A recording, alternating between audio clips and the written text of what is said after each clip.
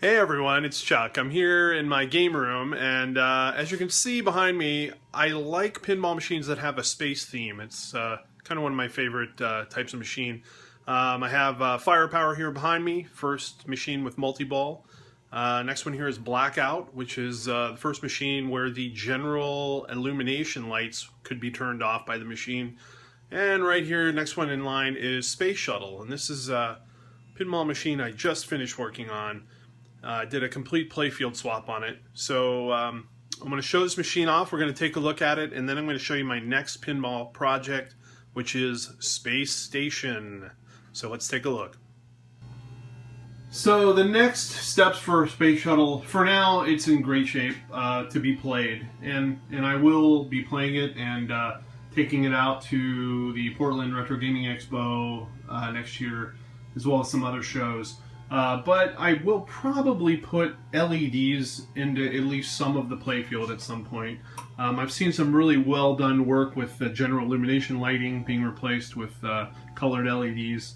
So I'll probably do that, and then I did buy a stencil kit for the paint on the side of the bottom box and back box, and I may get around to that at some point. This side I tried to touch up. It's hard to tell. You can see how crisp it looks, but if you get up close you can see that it's just touch-up work. This side over here is the original faded kind of, see how the red's gone kind of pink, and it is that way on this side as well. And I bought, get to hear Blackout again. I did buy a stencil kit for this, which is been sitting up on the shelf here since I bought it. And the problem is that stencil kit, after a while, they cut them right when you order them, and then the adhesive gets kind of old, and so it may be past its prime on the old stencil kit. So we'll see. I may paint it, I may not, but I'm really happy with how the playfield turned out.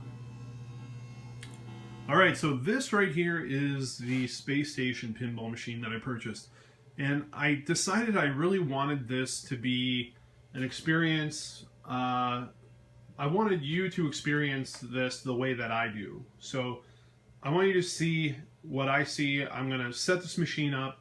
What works, works. What doesn't, what doesn't. I'm going to go through and try to be really disciplined about recording all of the things that I find, so you can see what I found and then how I fixed it and restored this machine.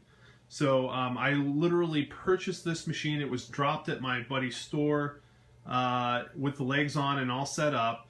All I did was take the legs off and fold up the back box and drag it home. And it's been here for probably over a year, just like this, just sitting bundled up in my garage. And so I pulled it out, and so at this point I'll show it to you and I'll tell you what I know about it.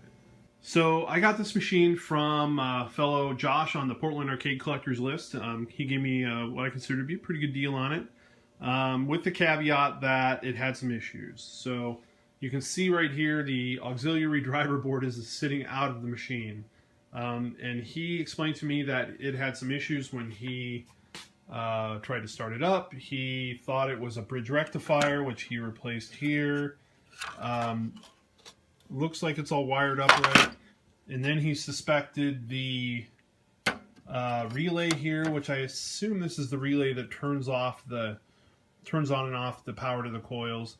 It is obviously not supposed to pull out of the board, so he desoldered it and then just sort of left it in the machine. Really didn't give me much more information than that on why the machine was not fully functional. So that'll be some detective work I have to do. He also said he suspected something with the coil that ejects the ball down here under the aprons. So you can see the apron's hanging loose right now, so it's been unscrewed. There's probably screws all down inside the bottom of the machine. That's fine. I'll dig that all out of there. Otherwise, the playfield looks pretty good from what I can see here. I think that's going to be fine.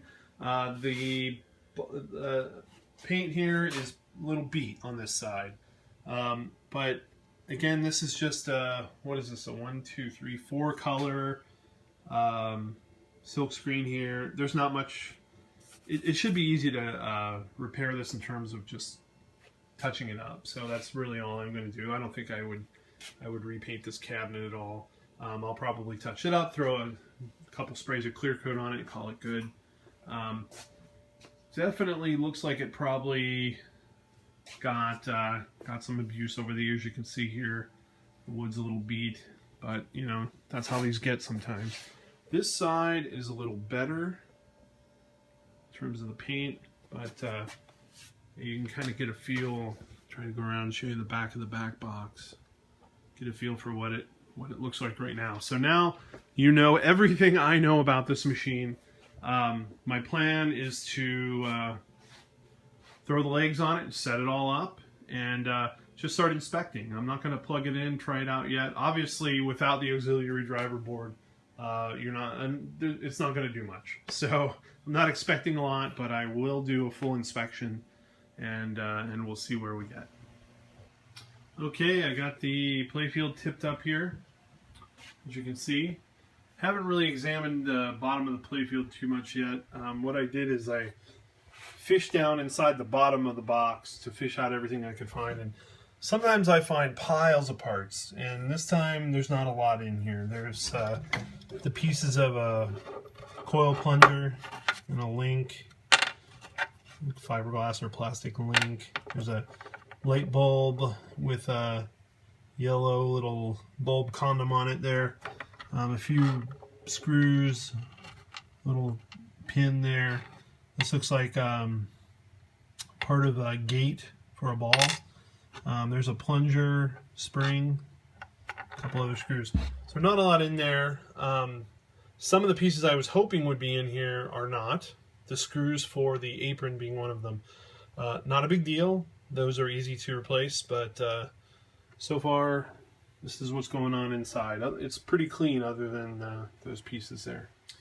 Okay, here's a quick look at the bottom side of the playfield and everything I sort of identified so far. Obvious things. So this tilt switch is bent out really far. Obviously it will never activate because even if you push it all the way down, it doesn't touch. So people do that frequently. They don't want their machine to tilt for home use. Totally get that. Over here, this flipper has an end of stroke switch, then a secondary switch here which probably activates some other thing like the lane change.